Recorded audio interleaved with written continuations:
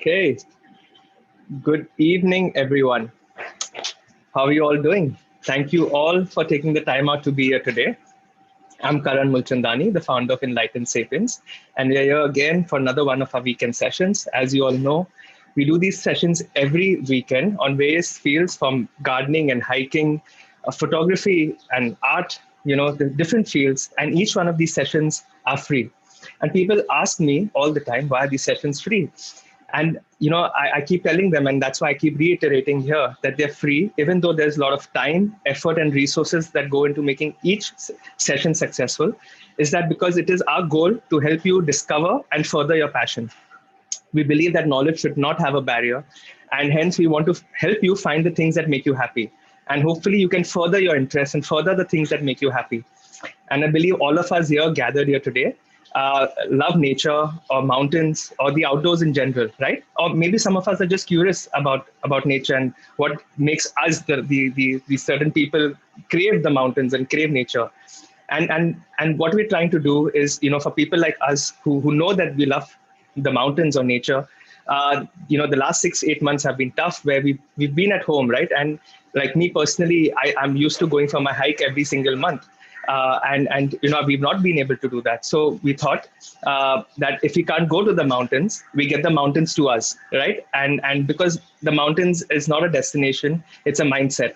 And that's what we're going to try to do today.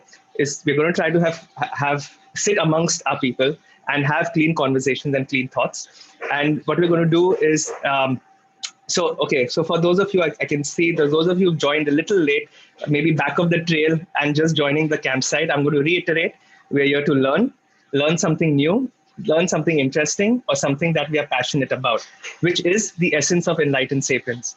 We are a community that encourages you to grow and learn with the things that you love, so that when you're ready, you can give back with this knowledge, making it easier for someone else to do the same, right? They don't have to go through the same struggles as you did to gain that knowledge. And today we have a very inspiring person, Harshvardhan Joshi, to give back with his knowledge on mountaineering and nature and outdoors in general. So I'm going to quickly, give you a brief on Harsh. If you don't know him already, he's a 24-year-old outdoor professional, right? And he's an IT engineer by education, but an endurance athlete by passion. You'll find him climbing the mountains of Himalayas while he's not skiing, kayaking, running, you name it, cycling, name it, in and around the lakes and forts of Maharashtra. He's attempting the summit of Mount Everest, guys, not the base camp, the summit of Mount Everest, while promoting sustainable development, and of course by using solar energy. So it's a very, very fun, honest, real person. And he's going to share his experiences. And I want you all to share your experiences. That's what we're going to try to do today, is share our experiences and learn from each other. Okay. So I hope you guys are ready. I know I am. So before we begin, I'd like you all to try something with me. Okay. Every trek, every mountain gets me excited, and then you got to acclimatize, right? So I want you to all to acclimatize with me. I want you all to sit back, relax, keep your back straight, right? Be in a relaxed position. And I want you all to close your eyes and take a deep breath in. I want everyone to do this. We're going to do this for a few minutes. I want you all to sit back, take a deep breath in, breathe in with your nose to the count of 4, and breathe out with your mouth to the count of 6. Okay? I want everyone to do this. So breathe in, 2, 3, 4. Breathe out, 2, 3, 4, 5, 6. Right? We're going to do this a few times. Breathe in with your nose, 2, 3, 4. Breathe out with your mouth, 2, 3, 4, 5, 6. Now continue doing this for one more time. Breathe in with your nose, 2, 3, 4. Breathe out with your mouth, 2, 3, 4, 5, 6. Okay, great. Now find your own rhythm, keep your eyes closed. And now imagine all of you are gathered in an open field. All of us here are meeting each other for the first time in a lush green field. Okay. Now we are at the base of a mountain and we are walking towards a campsite, which is on top of the mountain. Continue breathing through your nose and breathing out through your mouth.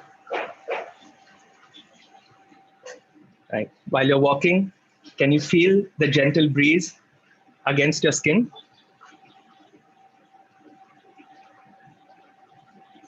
Notice the trees, the flowers, or even the stream nearby.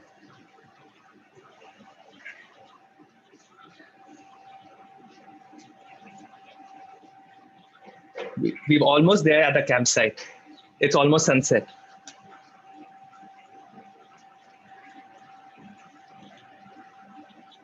We've reached our campsite. And now notice this beautiful bonfire that is being prepared for you.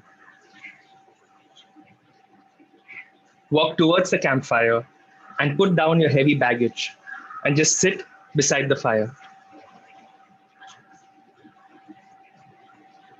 Can you feel the warmth of the fire? Now, I'd like you all, with your next exhalation, to gently open your eyes.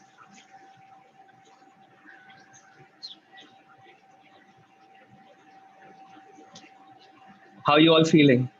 Are you feeling calm? Are you feeling contented? Are you feeling focused? These are just some of the feelings we all feel in the mountains. So for the next 1 hour, I'd like you all to be in this moment, feel the mountains, and be in the present. I want you all to have clean conversations, clean thoughts, and share your experiences. Okay? We're going to use the chat box and we're going to use the raise hand button. But the whole idea is we're gathered amongst all of us, your trek mates, and we're going to share our experiences. So welcome to Camp Enlightened Sapiens. Harsh, would you like to share some of your experiences with us? Good evening, everyone. Thank you so much for such a warm welcome, Karan. For those who joined late, hi, I'm Harsh.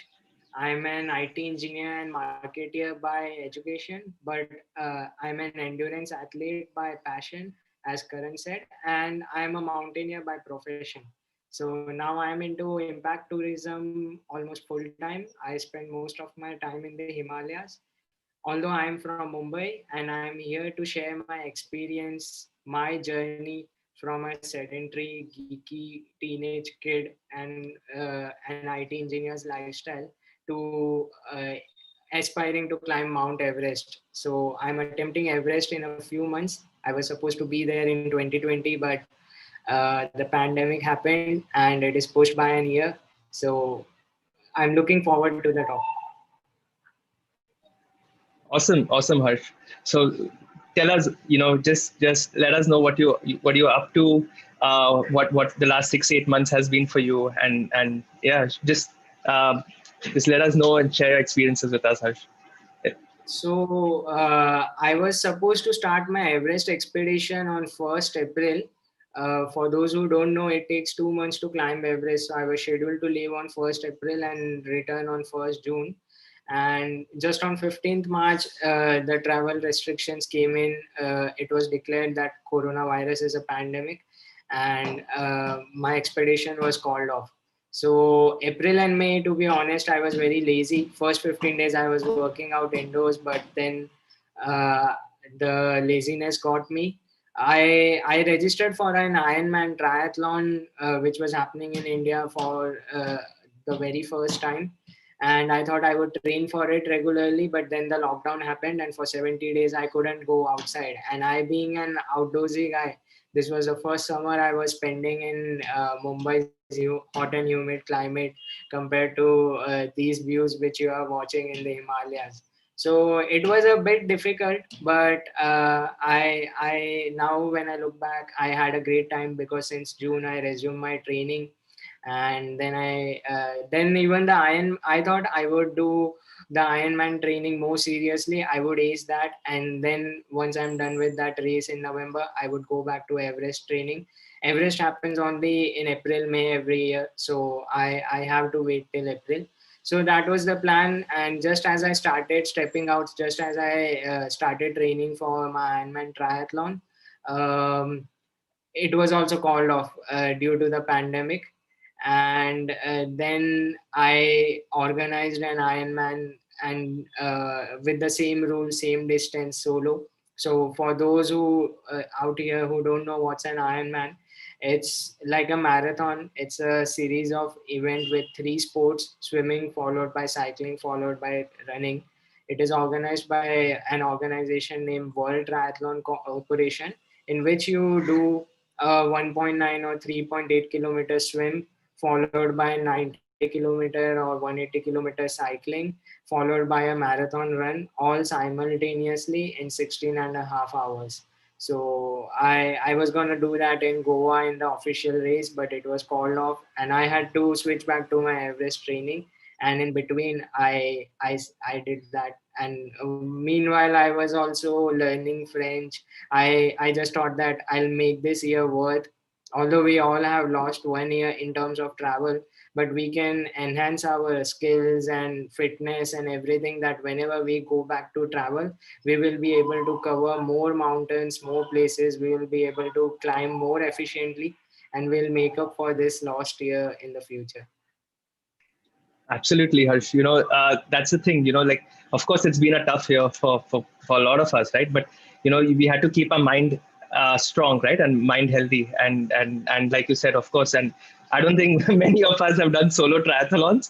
I just walked on my terrace maybe and watched some birds. But why don't all of you who of course we've all gone through this. It's a global pandemic, and we've all tried to keep ourselves and our mind and body healthy. So all of us who love nature or regardless would like to share any of your experiences of what have you done to keep your mind and body in check, and like as Harsh said, he's done a triathlon, but many of us just do a walk or cycle, or so you can share your experiences, how it's been. And if you like to share, you can use the raise hand button. It's in the participants box.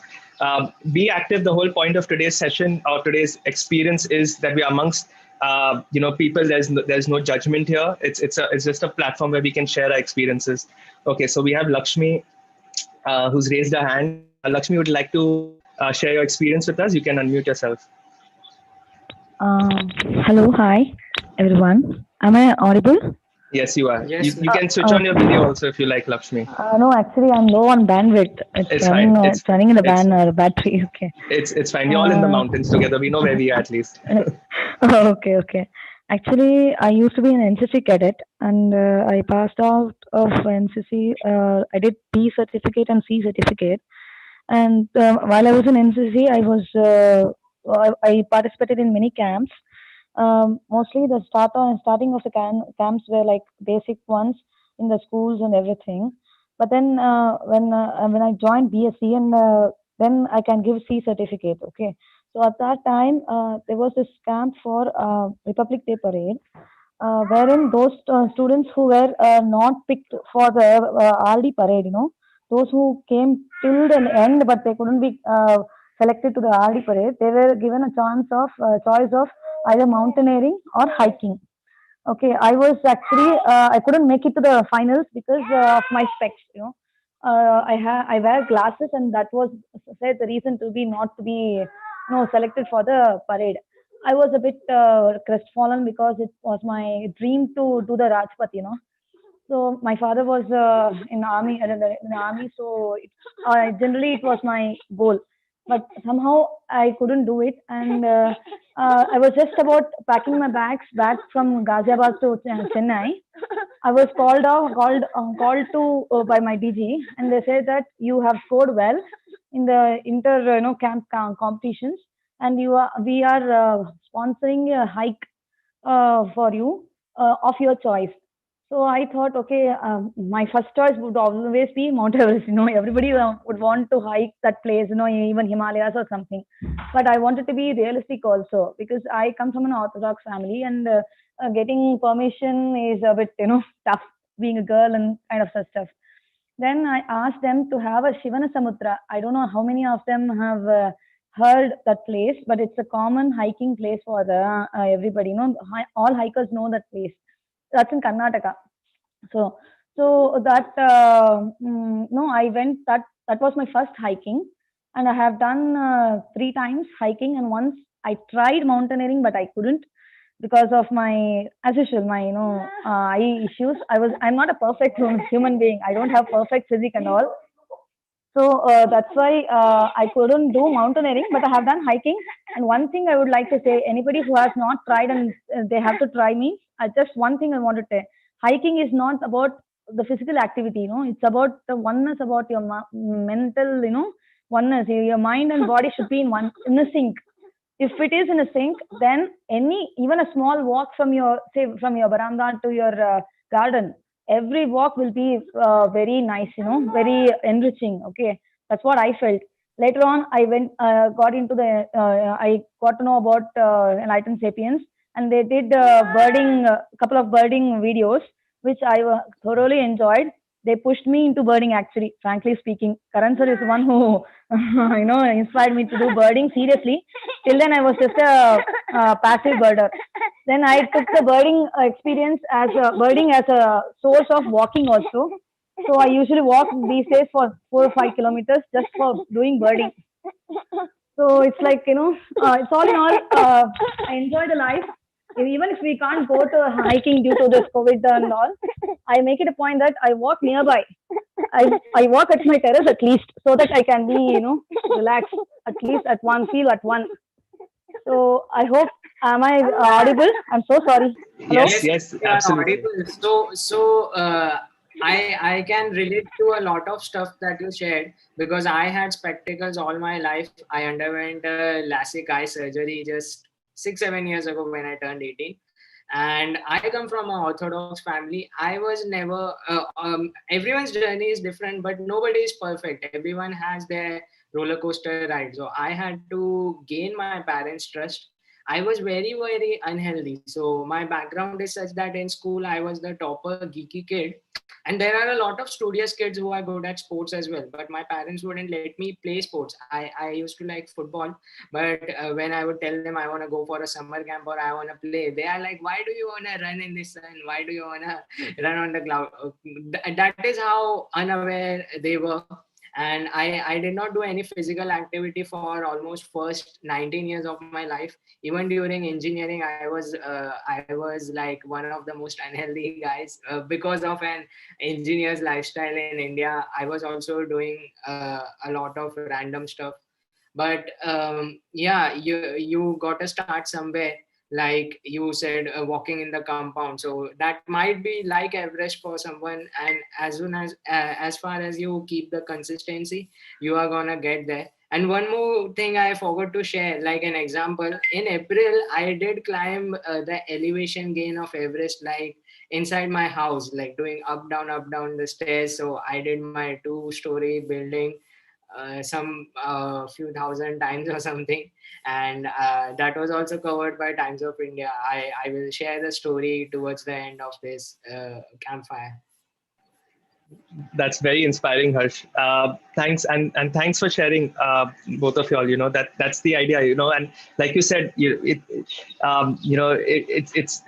not necessarily the physicality of it. It's also the mental aspect of it, right? So to climb a 2-story building over and over again, to get the elevation gain of Mount Everest is a mental battle, not necessarily a physical battle. So that's awesome, Harsh. So can you share some more of your experiences? We'll get to everyone else. I know you'll have raised your hands, but Harsh, if you can share some of your, how you prep for Mount Everest, or anything you'd like to share with us, some more. First, I'll tell about my background because I can see a lot of students out here in the audience. So when I was 15, I also come from a very humble background. Like it's not that I had a lot of money to travel and go for treks or expeditions like some people are mentioning here, or parents won't leave. So I started working when I was 15. I would assemble and sell computers, and that's when I met a group of doctors who just took me to a nearby hike in Vasai. I stay at this place called Vasai, which is on the outskirts of Mumbai. So we have a wildlife bird sanctuary, 96 square kilometer bird sanctuary, where I train every day now. They took me for my first hike when I was 15, and they even invited me to Everest. And I asked them how much is the expense. So they said it's 70 grand. I'm like, no, hell no, 70K is something I cannot afford. And I knew nothing back then. So for next 2 3 years, I got into engineering. I was selling computers. I was doing a lot of stuff. I didn't travel. I had never traveled before that in my life. My parents would take me only for pilgrimage or to my native places. And I would tell my friends that my friends have climbed Mount Everest, because I did not know the difference what is base camp and everything back then. And now when I'm attempting Everest, I see that to climb Everest you need a minimum of 40 lakh rupees, and those guys had just gone to the base camp, which is still a great thing. So after this, I would like to talk about Everest, like about the preparation, about the training, about the prerequisite, and how I'm going towards it. Sure. Would love to hear that, Harsh. Would love to hear that. So, firstly, I would say, like, why does it take 2 months to climb Mount Everest? Is because you cannot, like, you acclimatized us to get to the campfire. You took 10 minutes because we were virtually doing it. So, Everest is at the height of 29,029 feet, around 8,848 meters. So, you cannot go there directly. Anyways, it is very far, very high, so you have to gain only a certain elevation every day, and then even come back so that your body gets adjusted to that altitude where there is lack of oxygen. It's not just about temperature, but more about O2, which a lot of us are checking during lockdown. And the reason it takes 40 lakh minimum is because the permit itself is around 10 lakh rupees, 10 lakh Indian rupees. You need a climbing permit, just how you need a 300 rupee permit to enter some sanctuary in India, like in Bombay, in Sanjay Gandhi National Park. If you go till the top, there is a different permit. So that permit itself takes a huge amount of money, and then another chunk goes for the safety rope, safety equipment, and for 2 months you are gonna stay there. So the staff which comes along to provide you your food, your shelter, and everything. Like you are gonna be on the mountain for 2 months, so that is one of the major expense which would come to almost 50%. And then the insurance, your personal equipment, your life is dependent out there on the extreme climate, extreme temperature. So all your equipment have to be on point, and every gram matters. So it also has to be very light. So the equipment itself comes to around $10,000, which is like 5 to 8 lakh rupees. And then comes everything else. So the five factors basically on which your success on Everest depends upon. The first one is your body, like which is in your hand. So you should always over prepare and go with the flow. Second is equipment, which you have to purchase your personal equipment, and you have to, I'll explain it all in detail after this. And the third one is Sherpa. You need to have a compulsory Sherpa, and that guy needs to be certified, qualified, because he knows the way and he is a natural habitat out there. Even they need supplemental oxygen, but your life is dependent upon them. Fourth is the services, the expedition operator who provides you the base camp support, who organizes your oxygen, who organizes your rescue, who provides you food and everything. And fifth is the weather, which is in nobody's hand. Like that depends on the mountain. So no matter how fit you are, how rich you are, you might be the richest person on earth owning NASA rockets. You cannot go till the top of Mount Everest if the mountain doesn't want you there.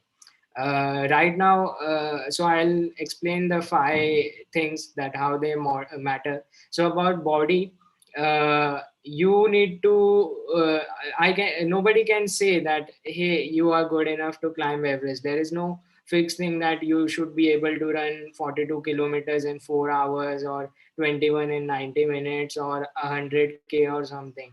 But because there it is a very different thing. Like you earlier mentioned, it is also about mental strength.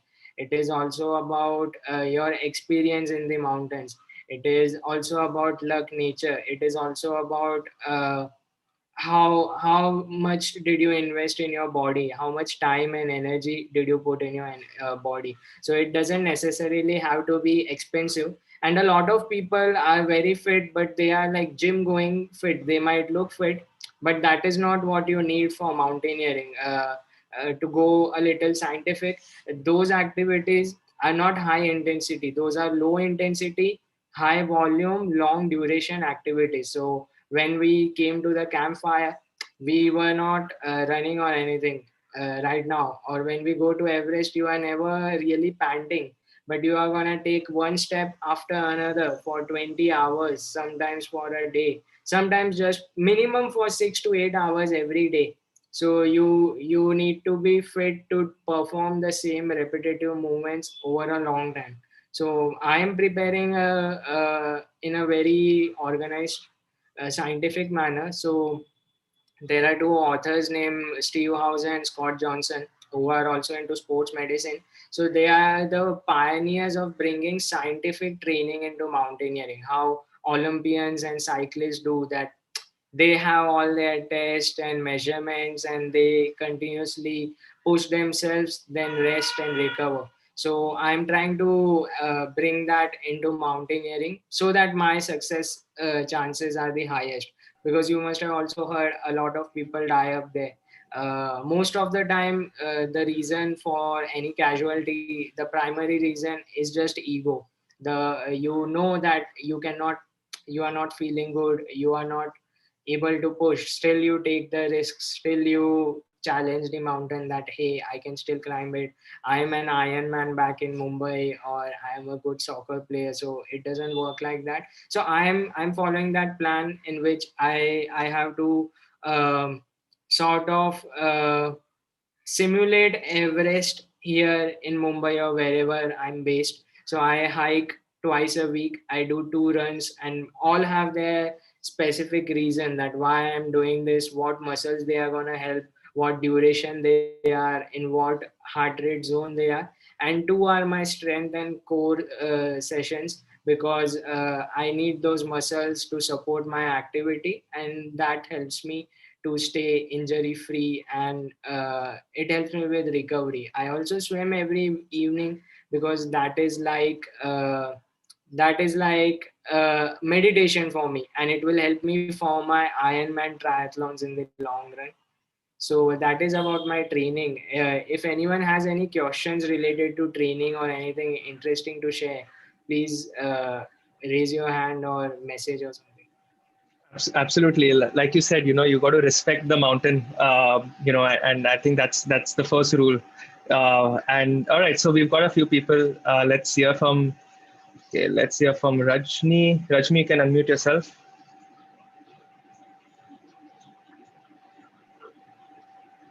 Hi, good evening, everyone.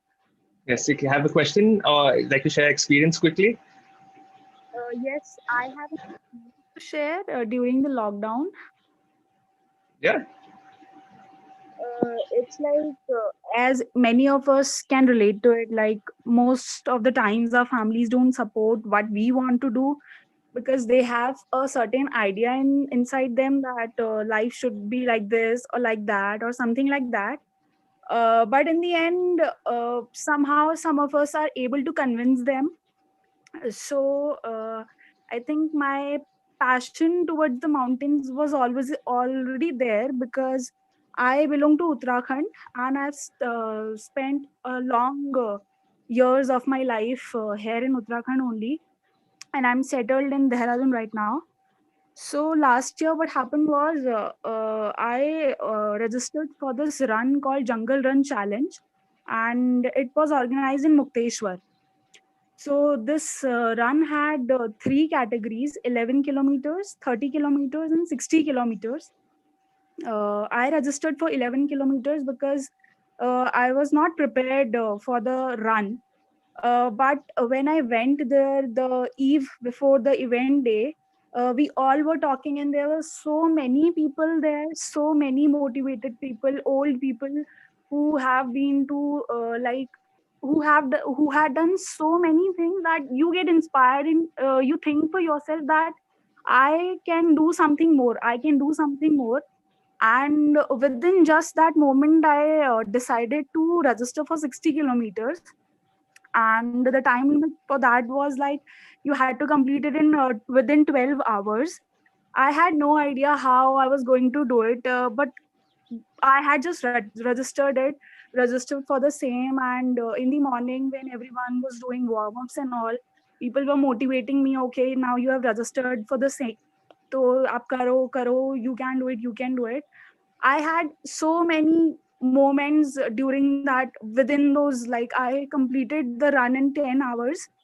So within those 10 hours, there were times when I was like, क्यों कर दिया मैंने register, पहले से सोचना चाहिए था कि 60 किलोमीटर ऐसे मजाक नहीं होता, ये वो फिर जब रिफ्रेशिंग और हाइड्रेशन पॉइंट्स पे लोग मिल रहे थे, ठीक है थोड़ा सा और within every 6 to 7 kilometers there were hydration points. So people were motivating, and I think that's one of the biggest things you feel like completing your journey, जब आपको आसपास के environment से कुछ ना कुछ मोटिवेशन मिल रहा होता है, तब आपको मन करता है कि आप बस कंटिन्यू करते जाओ और आप कर लेते हो.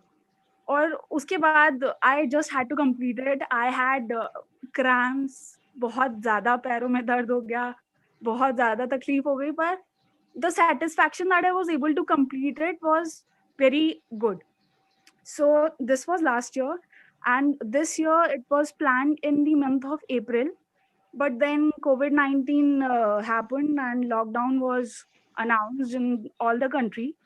So I was preparing for the same, but then could not go there for, so I think March and April, complete of March, I was just lying down lazy. ये था मन में कि कुछ होने वाला है नहीं, कोई बात नहीं, सो जाओ. I was just wasting my time. But then I thought, even if the lockdown has been announced, even if there you cannot go for to the gyms, you cannot go for runs away from your house, but you can do something nearby, or you can do something at your own place. So I started working out at my home only. I started following calisthenics. I was following a proper diet, so that as soon as the lockdown can be taken back, or there are some restrictions which are avoided, I can do something. So by the month of June, I guess there were some relaxations provided. So I decided that in a week I'll go for 2 cycling expeditions nearby the mountains. I was doing 50 kilometers one day. I was going Dehradun का किसी भी area में. I was deciding कि आज ये वाला circle पूरा करना है कैसे भी करके. So I was doing these things, and in the last 3-4 months, I think इतना मैंने देहरादून कभी नहीं घूमा होगा जितना इस लॉकडाउन के बाद साइकिल पे जितना मैंने देहरादून घूम लिया है. And apart from that, Absolutely. That's the thing, Rajni, we found new ways to keep us close to the mountains, right? And there are different things you can exercise, like you said, but it's always mind over matter. I sometimes, if you want to see, I even keep still stones that look like mountains to keep me entertained. These look like snow-capped mountains. So, you can do different things. And thanks for sharing, Rajni. Thank you. All right. Harsh, I'd like to share any experiences. You have any questions for anyone else, or you'd like to move ahead? Yeah, I would like to move ahead. Sure. We will take every instructions after the next section. Sure. So that was about my body. Next is about equipment. That all your equipment is very expensive. I as a 1 second. You guys can hear me, right?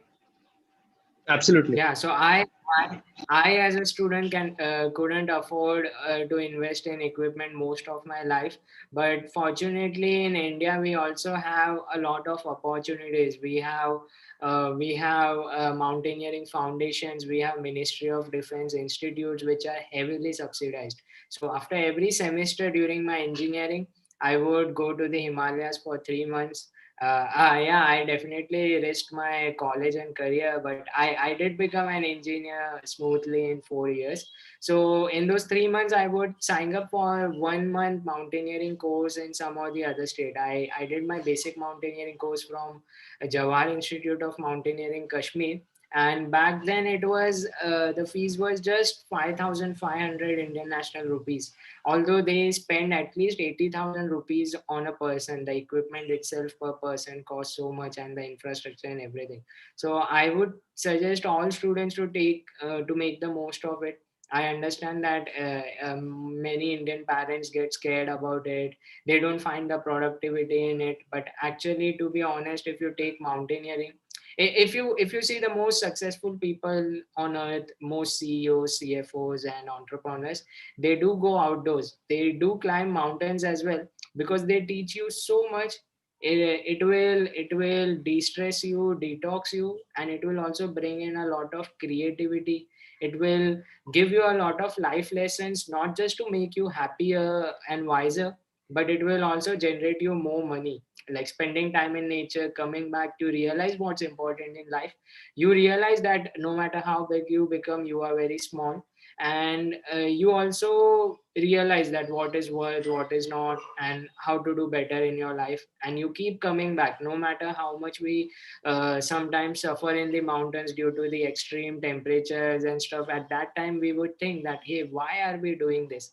But this is a thing, if you take up, if you visit the Himalayas once, it's never the last trip. Till the time you grow, you are gonna keep visiting in again and again. There is no mountaineer who retired, and you don't need to be a mountaineer. You don't need to be a pro. There is always something for everyone. Absolutely. On that point, Harsh, there was a quick question by Gayatri. Since you mentioned, for kids, so her question is very relevant to what you just discussed. Her question was, just a sec. Yeah. How to create enthusiasm for my 8-year-old kid to mountaineering? Kindly guide. How does he start, or how do I help him start? And I think a lot of people are asking on that. So, the question is, how does, I can answer that question, but I'd like to hear that from you. How do you get a young person to start mountaineering, and what advice would you give? I think we can only give them the exposure. If he likes it, I did not get that exposure back then, so I don't know. But whenever I got it at the age of 15, and even at that time I sort of ignored it, and I took it up at 19 during my second year of engineering, when I was sort of lost. I was preparing for MS in US, and then I just did one trip to the Himalayas, a solo trip, and it changed my life forward. Then even after that, it happened gradually. Like I did many trips, then I was going to go for an MBA, and I switched my career full time into outdoors. Another thing, a good way to introduce him to outdoors, to give the exposure, is to take him for some fun adventure courses. Just like mountaineering courses, there are some specialized courses for kids everywhere in Maharashtra, in the mountains, week-long courses.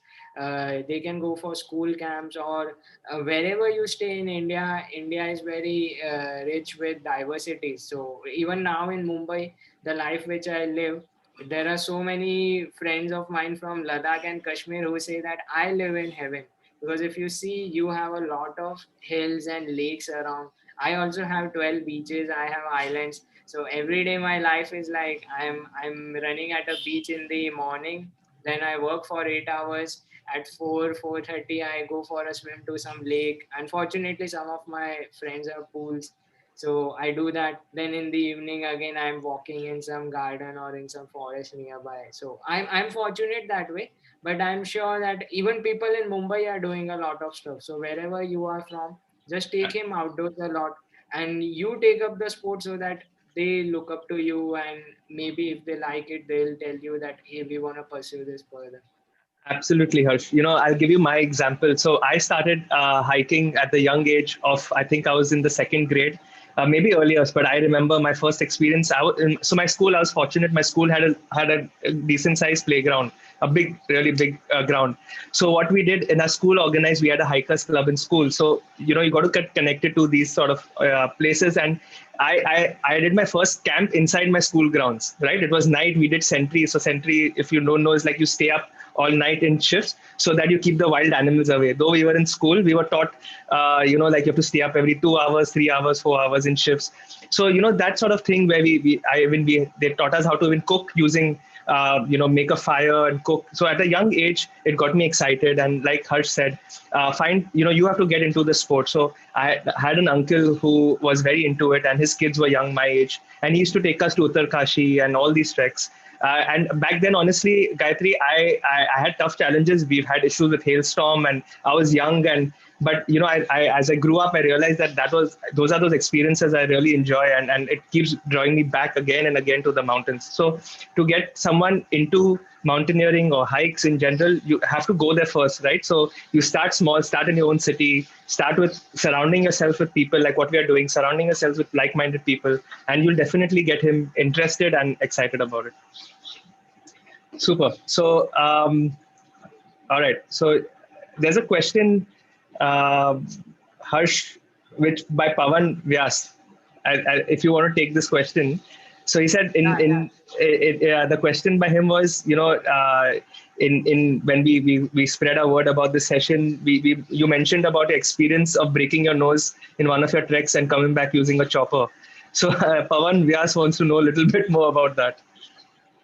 So I did not break my nose. My nose was frozen, and yeah, there was a very high probability that I could have lost it.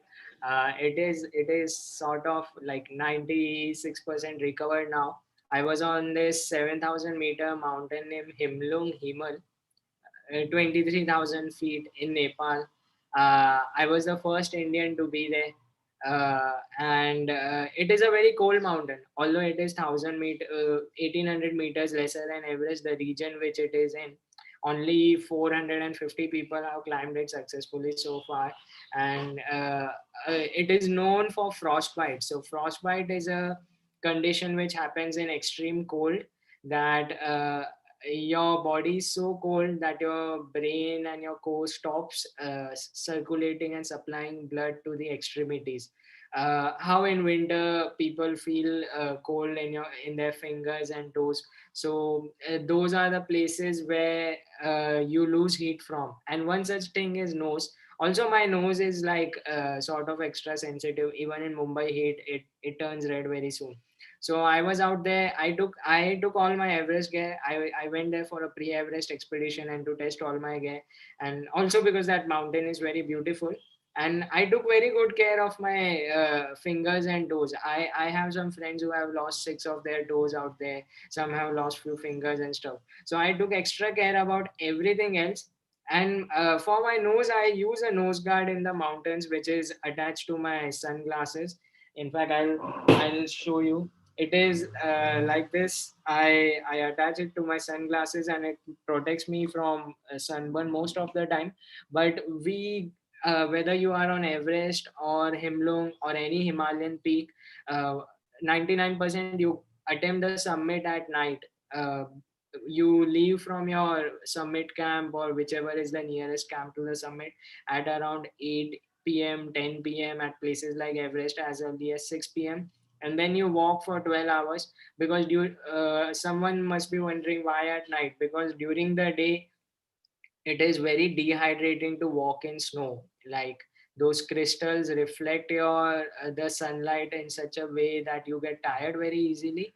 And it is also much safer at night in terms of avalanche and everything. It is also less slippery for you.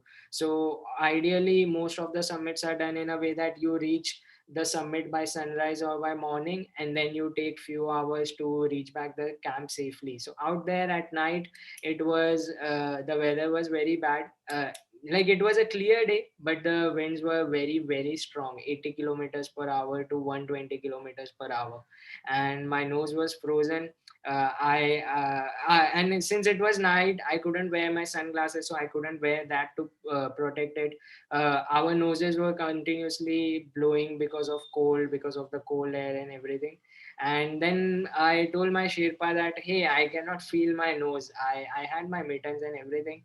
And he tried to rub it to bring back the circulation. And he said that, oh, it's turned into ice, literally. He clicked a picture and showed me. Am I audible, guys?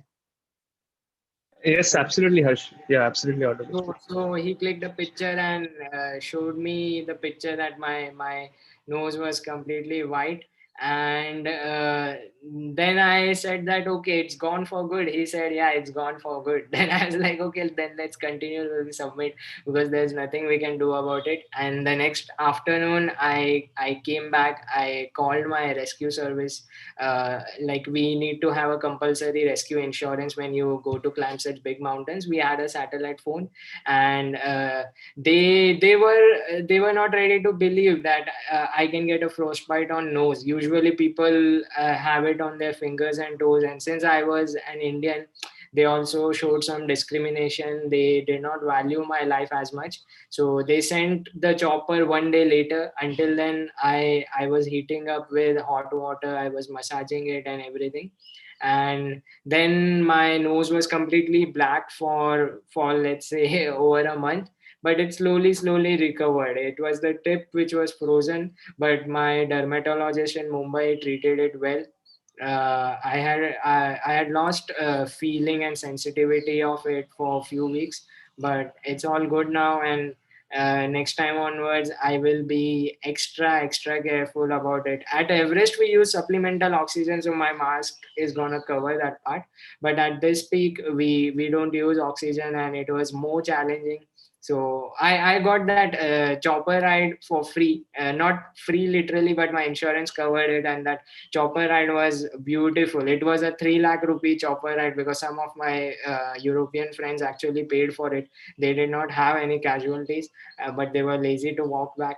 And I got that chopper ride, so it makes it even. It was a risky adventure, but I loved the experience.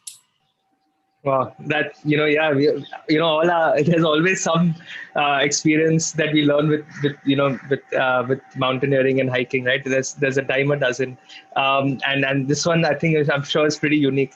So we're glad you're fine, and we're glad you're back here, and now you're trying to summit Mount Everest. And there's a question again, Harsh, if you want to take it now, or would you like to continue, and then we can take. Uh, let's take one question. Until then, I'll show them a picture of my frozen nose. Sure, So, sure. shoot. Sure. Okay, so the question is, all right.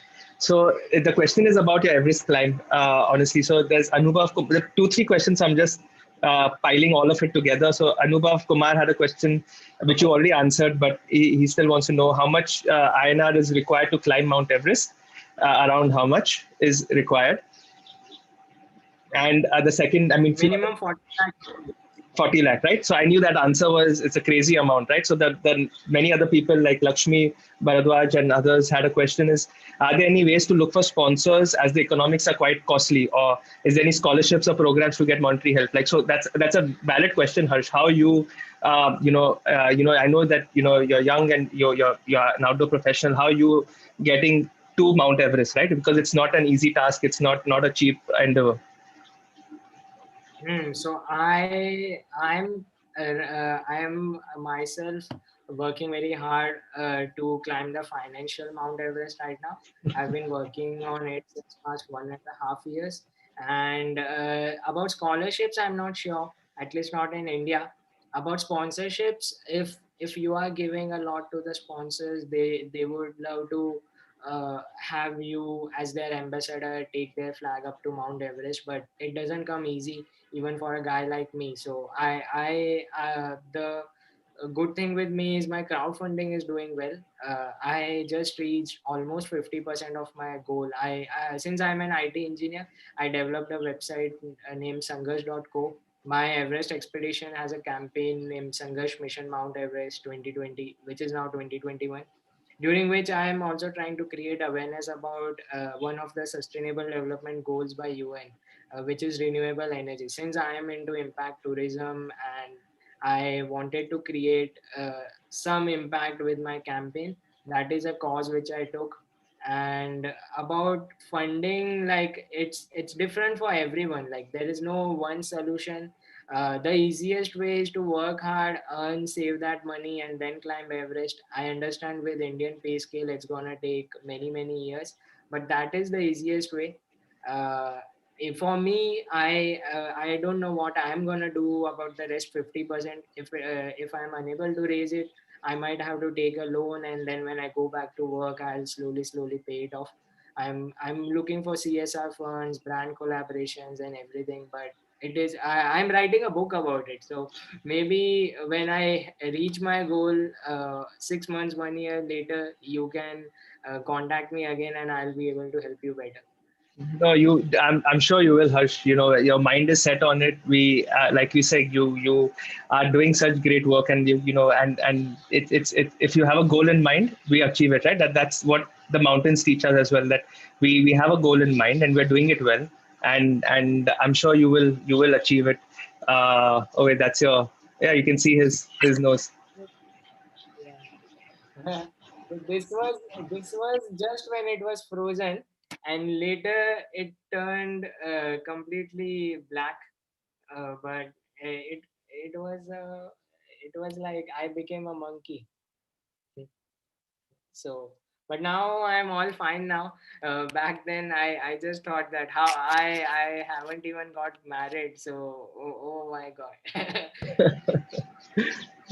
Yeah, and as I said, we're glad you're fine, and we're glad you've got But it your. was worth it. Even if I would have lost it, it would have been totally worth it. But that was a calculated risk. I knew that okay, this is bad. But then I was like, okay, it's not so important to me. I can afford to lose it. But usually, you should be very precautionary about everything. This was a very special scenario because I also didn't realize earlier that my nose is so sensitive. When I asked all the experts who had climbed that mountain 5 6 times, all my guides and everything, they told me that just take care of your fingers and toes. Nobody gets a frozen nose, and then I proved them wrong. Awesome. Uh, one more thing I would want to reply. A lot of people are asking me about basic mountaineering course. So yeah, for that you can easily get scholarships. And since it's a small amount, right now the fees is like 10 to 15,000 for a month-long course with equipment, food, shelter, and everything. So that is really cheap as they are spending over a lakh on you.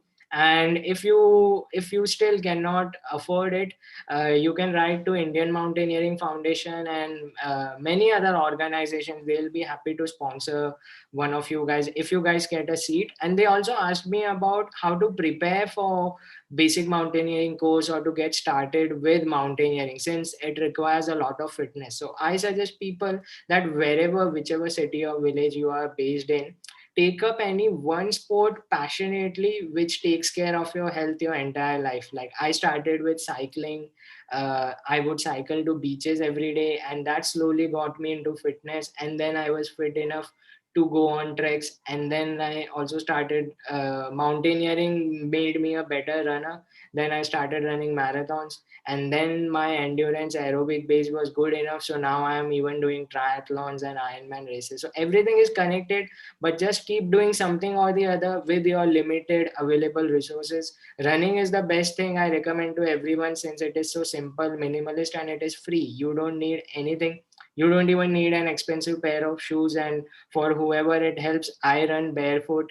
I run at least 50 kilometers every week barefoot, and that is like much healthier for health, much healthier, much safer for your knees. So whoever wants to take up one sport to prepare for mountaineering, I would say register for a marathon 1 year later.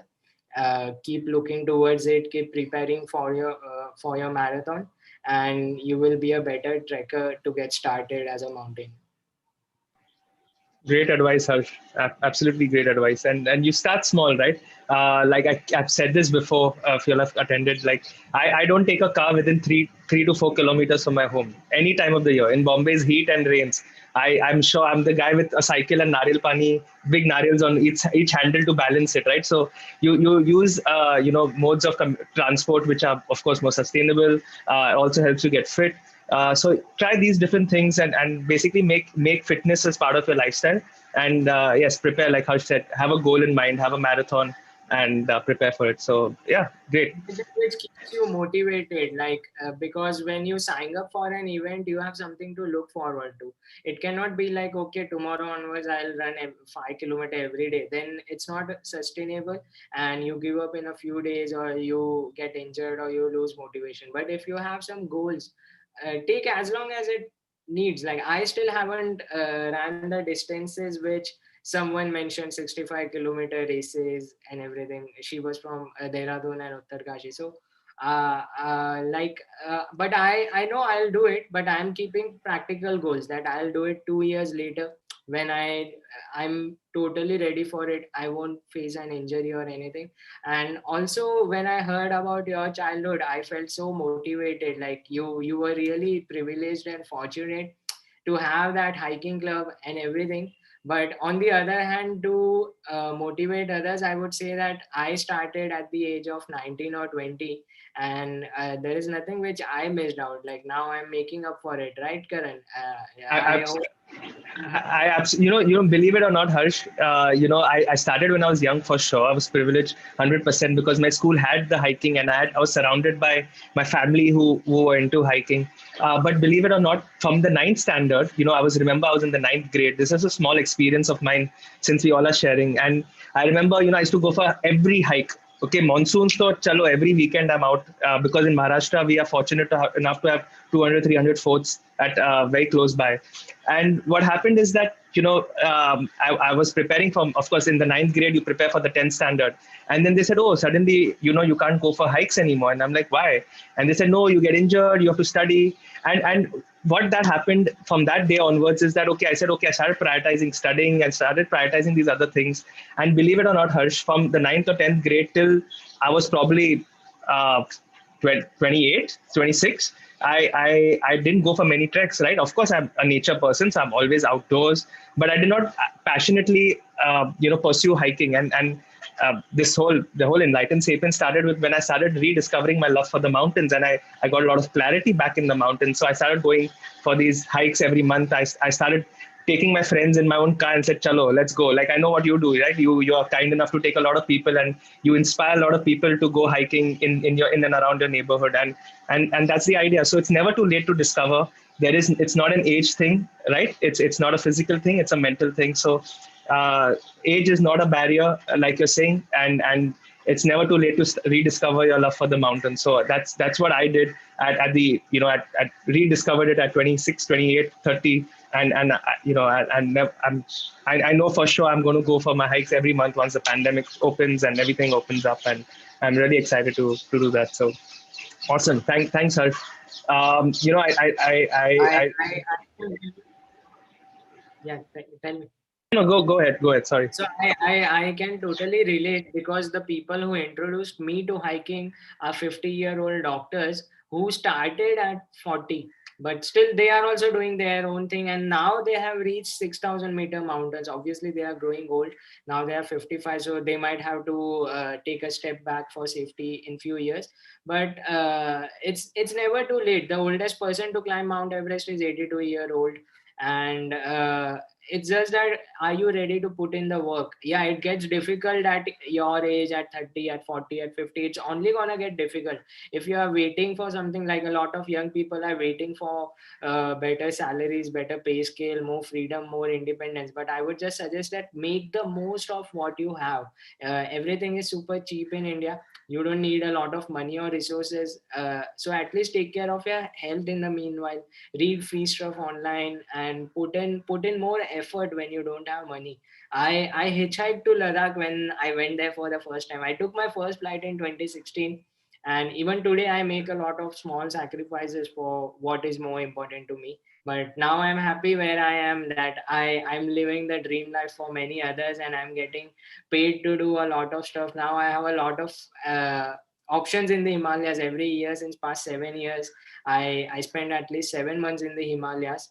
And since we are very short on time, before taking the last question from Shreya, I want to share an example about solar energy. Like a lot of people ask me that what is my expedition about and how it's gonna make a difference and all. So I'm gonna carry a few solar panels to Mount Everest. The entire way, I'm going to calculate what is the carbon offset we created by using solar instead of any other source like generator or on grid wherever it is available. And it's not just about me saving just 2 trees or 5 trees over over 60 days. But it's about motivating others that if I can do it in the most versatile environments, think about how much difference it's gonna make when we can do it in our convenient environments. And one great example about that is that let's say if you wanna cover 12,000 square feet of area with a spread of trees every year without any time or effort. So an average Indian household, except Mumbai is very energy consuming, but everywhere else it consumes 3 to 5 units of power daily. This would translate to a 500 watts to 1000 kilowatt solar energy system, which roughly costs between rupees 60,000 to 1 lakh upfront, depending on the region. So in turn, this makes a family completely self-reliant by generating renewable energy using solar photovoltaic cells, and with a typical payback period of 7 to 10 years. So the carbon offset of a 1 kilowatt system every year is equivalent to planting 12,000 square feet every year, and over a span of 30 years, over your lifetime, it is equivalent to planting 9-acre forest area. That's the power of solar, and that's the power of your decision. I'm sorry, it was very fast, and maybe some people didn't get the point, but you can always check out my website to learn more about sustainability and all these examples. And let's take a last question from Shreya. A- ab- Absolutely. We saw, one of the videos. By the way, everyone, all the videos are Harsh's. By the way, that you've been seeing, and I saw you climbing, with the solar packs at the back. So, yes, Shreya, yeah, you can quickly ask a question. I know we're short on time, but we'll ask everyone else also how you can get in touch with us after this. Yeah, thank you so much. You were really inspiring. So, my question is like, I'm from Haryana, and my parents do allow me to travel on, like, go on trips with college and the department, but do not allow me to travel solo or like in with my friends. So, any quick advice? How can I, you know, इनको कैसे मना सकती हूँ कि मुझे थोड़ा सा अपने अकॉर्डिंग घूमने दें या कुछ इस टाइप से. uh, आप क्या करते क्या हो? आप कितने साल के हो? So I'm 21 years old, and I have done my graduation in botany honors from Delhi If University. you're not taking money from them, uh, then it is slightly easier. But if you are asking them to sponsor the trip, you have to wait and listen, and you have to slowly gain their trust. Like you have to do it very peacefully. कि उनको examples देने का, मैंने भी जब शुरुआत की तो मैं फॉरवर्ड करता था इमेजेस ये वो, और मैं दूसरों को नहीं रेकमेंड करूंगा, बट मैंने कई बार मैं पहली बार जब सोलो ट्रिप पे गया था, मैं पौंडीचेरी गया था, तो मैं बस बोल के गया था कि मैं एक दोस्त के साथ जा रहा हूँ. But since I was working since 15, they really had faith in me, and I never came back with a problem. So as long as you can take care of your safety in India, you have to bend some rules and everything. But you should have an open heart, a humble nature to accept anything. So मैं जब lift मांगता हूँ तब मैं ये भी देखता हूँ कि मैं वो ट्रक के लिए कांच साफ करते करते जाने तैयार हूँ. अगर मेरे पास पैसा नहीं है तो मैं लोगों के लिए कुछ भी काम करने तैयार हूँ. फॉर्चुनेटली इतना करना नहीं पड़ता है, because in India lot of people have big heart, but I have spent a lot of nights in gurudwaras, temples and everyone. Sorry, that might not solve your parent issue, but everyone's story is different, and we all are Indians. I'm sure at least 100 of the 21-year-old participants here would be able to relate to your issue. But I cannot think of a quick solution कि ये बोल दिया और वो convince हो जाएंगे. You know, Okay, and like, yeah, and Shreya, is it safe to, yeah, go ahead. yeah, is it safe for girls to travel solo? Yes and no, but I see I have a lot of female Indian friends, even from Haryana, who travel much more than me. Unfortunately, yeah, it is unsafe for solo travelers all around the globe, even for females. But I don't think that should stop anyone. You should just be extra careful. You should over prepare and go with the flow. But it's not that bad. It's just how unsafe it is for me. It is the same amount of unsafe for you. And yeah, in general, if you are unsafe in Haryana, it's gonna be the same in everywhere in India. Absolutely. And Shreya, maybe I can help you with my experience. Uh, let's stop sharing just a second. My bad. And yeah, so maybe I can help you with my experience. When I started hiking, of course, my though I had family people who helped me out. When I was younger, when I grew older, I started doing these tougher treks. Like somewhat like Harsh is doing with, but of course not Everest. But in Maharashtra we have Kalavantir, Durg, and all these other ones. And there's always anxiety. Even today, I'm 30 plus, and my mom still gets worried for me. So the whole idea is that if you want to start doing this, you have to, of course, somewhat you have to take their blessings, right? You have to make them feel comfortable. Start small. Show them that you can get into it, and slowly build on it, right? You have to build their comfort level, because yes, we live with our families. You can't deny that. In India especially, like abroad, for sure, you live separately, and yes, you're maybe financially independent, but here we typically live with our parents, and in that case you have to make them feel comfortable. If either your parents or my wife, I have to make my wife feel comfortable. If I have kids, for your kids, you have to make sure that you're safe, you're taking precautions, and then yes, of course, right? Then you can do a lot of things, but you have to be mindful of it, Shreya. So that's to all of you guys who want to get into it. Make sure that y'all are mindful. Like Harsh is saying, you give back more than you take, right? You give back even to your parents, like, because they are getting stressed for you. So what Harsh is doing when he's hitchhiking, he's giving back to the truck drivers and helping them with maybe stories, cleaning their windshield. So you always give back, and that's what we are doing here as well, right? We're giving back more than we take, and that's the sustainable thing even Harsh is doing, right? We are hoping to give back more than we take from the mountains. So I hope you get started on that, Shreya. And I know we are short on time. I would love to do this forever, because I really miss the mountains, and I love speaking to all of you guys. But if we can, I'd love to show you all how you can stay connected with us going forward. We'll have many more of these. Harsh, I would love to have this once you're back, from Everest. But to go there, I know that you're looking, you're finding ways to get there. So I'm sure you will find ways. We're sharing your details. I'll put that up right now, and give me a second. Yeah. So as y'all can see, there are different ways y'all can stay in touch with us. Of course, Enlightened Sapiens is on Instagram. That's how y'all have come here. We are, all our upcoming events you can find on our Instagram, so you can check us and follow us there. This session will be on YouTube.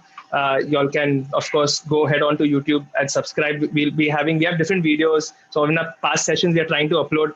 We are not a big organization. As I said, we are a community of people trying to help each other. So we're slowly trying to put more videos of our past sessions up. So there is a YouTube live, if who came early and saw those beautiful visuals, which we made, we've put that live so you can meditate and just feel the mountain. So that's going live premiering on YouTube in 6 minutes at 6:15.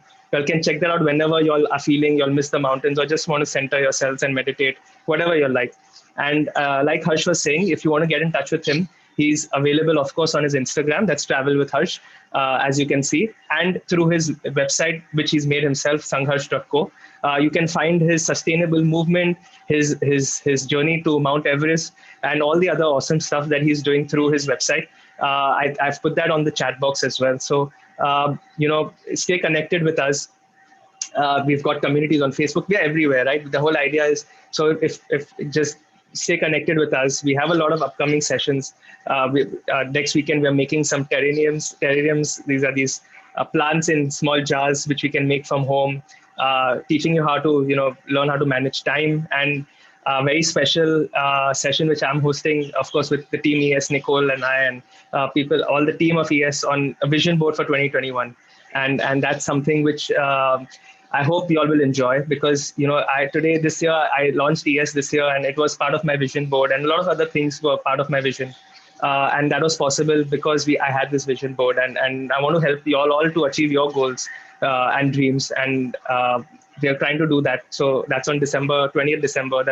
We're taking a small break after that for the new year, but hope to see you all there for that. And like we've been saying, we're a community that is together. So if you'll have a skill, you'll have knowledge, you'll have any field where you can give back to the community, do reach out to us. We are always open to collaborations. If you're in graphics, you're in videos, you're in anything, you feel that we should connect with someone or do something better, or just give us feedback, and we are open to it. And for those of you who would like to, of course, contribute any amount, we would help us keep going and continue giving such sessions for people and inspire people. You can use, of course, the link that we're going to put in the email as well as in the chat box right now, and you can contribute any amount you like. There's no amount small or big. And yeah, I hope to see you all very soon. Harsh, I wanted to personally thank you once again for this really, really, really amazing session. It was a really fun campfire, and I'll make sure I join whenever I find time from my training and work. And I'm sorry I couldn't answer to a lot of your queries in detail, but feel free to email me. I'm very prompt. I reply to everyone. Like I forgot to tell everyone that when I started traveling, I used to carry a stun gun all over India, and how I have evolved till now. But basically, just go out there. If a small guy, lightweight, simple guy who speaks so softly can travel solo all over India, then I'm sure all of you can. Absolutely, absolutely. So thanks again, once again, Harsh. I'm looking forward to you climbing Mount Everest. I'm looking forward to you making it out there, and I'm looking forward to you having you back. Of course, anytime you like, they'll be holding, and hopefully, 6 months from now, we will be doing a campfire celebrating my Everest climb. I, I assure you all. So I hope all these 150 people join us then, they and will. maybe someone might be climbing Everest with me, or someone might be climbing Everest 2-3 years later, inspired from your, mine, and everyone else's experiences. So I won't take much of your time. I'm sure we all have other plans for Sunday evening, but thank you all for joining. Thank you all, and I'll see you all in 3 minutes on YouTube if you all want to see the premiere live. So join us there in 3 minutes, and I'll see you, Harsh, very soon. Thanks, guys. Bye, everyone.